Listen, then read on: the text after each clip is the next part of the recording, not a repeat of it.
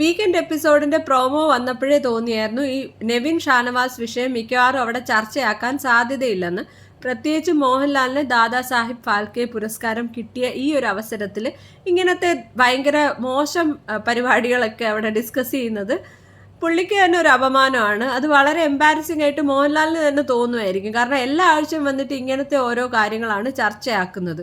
അവിടെ ഗെയിമിനെ പറ്റി അധികം ആരും ബോധേഡല്ല. കൂടുതലും അവർക്ക് പ്രശ്നം ഇങ്ങനത്തെ കാര്യങ്ങൾ ചർച്ച ചെയ്യുന്നതിലും ഇങ്ങനത്തെ അക്യൂസേഷൻസിലും ഒക്കെയാണ്. അപ്പോൾ അതൊന്നും ഒഴിവാക്കിയത് നന്നായെന്ന് തോന്നി.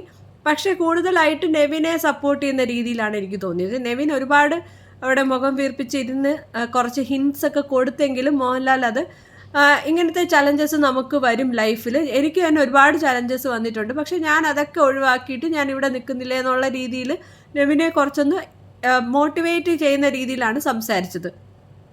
ഇവിടുത്തെ പ്രശ്നം എന്തെന്ന് പറഞ്ഞാൽ നെവിൻ പേഴ്സണൽ ബൗണ്ടറി റെസ്പെക്റ്റ് ചെയ്യാതെ പെരുമാറുന്നതാണ്. പലരെയും പോയി കെട്ടിപ്പിടിക്കുന്നതായിട്ട് നമ്മൾ കണ്ടിട്ടുണ്ട്. എല്ലാവർക്കും അത് ഇഷ്ടപ്പെടണമെന്നില്ല. അപ്പോൾ ഒരാൾ എനിക്കിത് ഇഷ്ടമില്ല എന്ന് പറഞ്ഞാൽ അത് റെസ്പെക്റ്റ് ചെയ്യാനുള്ള ഒരു റെസ്പോൺസിബിലിറ്റി ചെയ്യുന്ന ആൾക്കുണ്ട്. പക്ഷേ നെവിൻ അത് അവിടെ ബൗണ്ടറി ക്രോസ് ചെയ്താണ് പ്രശ്നം. പക്ഷേ ഷാനവാസിൻ്റെ കയ്യിലുള്ള മിസ്റ്റേക്ക് എന്താണെന്ന് വെച്ചാൽ ഒരാളെ ഇങ്ങനെ എന്താ പറയുന്ന ഒരു മോറൽ പോലീസിങ് എന്നുള്ള രീതിയിൽ അറ്റാക്ക് ചെയ്യുക. അതായത് നിന്നെ പോലുള്ള ആൾക്കാരെ ഞാൻ ബസ് സ്റ്റാൻഡിലൊക്കെ കണ്ടിട്ടുണ്ടെന്ന് പറയുന്നത് വളരെ ഡിറോഗേറ്ററി ആയിട്ടുള്ളൊരു സ്റ്റേറ്റ്മെൻ്റ് ആണ്. അത് വളരെ ചീപ്പായിരുന്നു. പിന്നെ പ്ലാച്ചിയെ തിരിച്ചു കിട്ടിയ അനുമോളെ ഒരു സ്വന്തം കുട്ടിയെ ആരോ കിഡ്നാപ്പ് ചെയ്തുകൊണ്ട് പോയിട്ട് തിരിച്ചു കിട്ടിയ ഒരു അമ്മയുടെ ആ ഇമോഷൻസ് കാണിച്ച് ആനന്ദാശ്രു പൊഴിക്കുന്ന ഒരാളെ ആയിട്ടാണ് ഞാൻ കാണുന്നത്. എന്തായാലും പുള്ളിക്കാരിക്ക് കൺഗ്രാറ്റുലേഷൻസ്. അതേപോലെ അവിടുത്തെ ടാസ്കിൽ നിന്ന് മനസ്സിലായത് ബിഗ് ബോസ് ഇടയ്ക്കിടയ്ക്ക് ഓരോ ഷോക്ക് വാല്യൂ ട്വിസ്റ്റ്സ് കൊടുക്കും.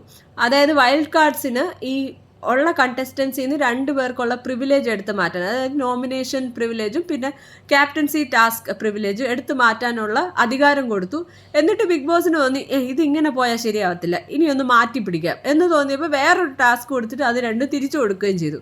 എന്താണ് ഇങ്ങനെ ബിഗ് ബോസ് കളം മാറ്റി ചവിട്ടുന്നതെന്ന് മനസ്സിലാവുന്നില്ല. എന്തായാലും എവിക്റ്റ് ആയ ആളിൻ്റെ പേരൊക്കെ ഓൾറെഡി കുറേ ചാനൽസ് വീണ്ടും ചർച്ച ചെയ്യുന്നുണ്ട്. അതുകൊണ്ട് ഈ കളിയുടെ സസ്പെൻസ് പല യൂട്യൂബ് ചാനൽസും ഡിസ്ട്രോയ് ചെയ്യുന്നു. പക്ഷേ അതെന്തുകൊണ്ടോ ഈ ബിഗ് ബോസ് ടീം കാണുന്നില്ലേ എന്നാണ് എനിക്ക് വിചാരിക്കുന്നത്. ഇത് നല്ലൊരു പ്രവണതയല്ല. നമ്മൾ ഗെയിം കണ്ടുകൊണ്ടിരിക്കുമ്പം മനസ്സിലാക്കുന്നതാണ് അതിൻ്റെ ഒരു ത്രില്ലിന് നല്ലത്.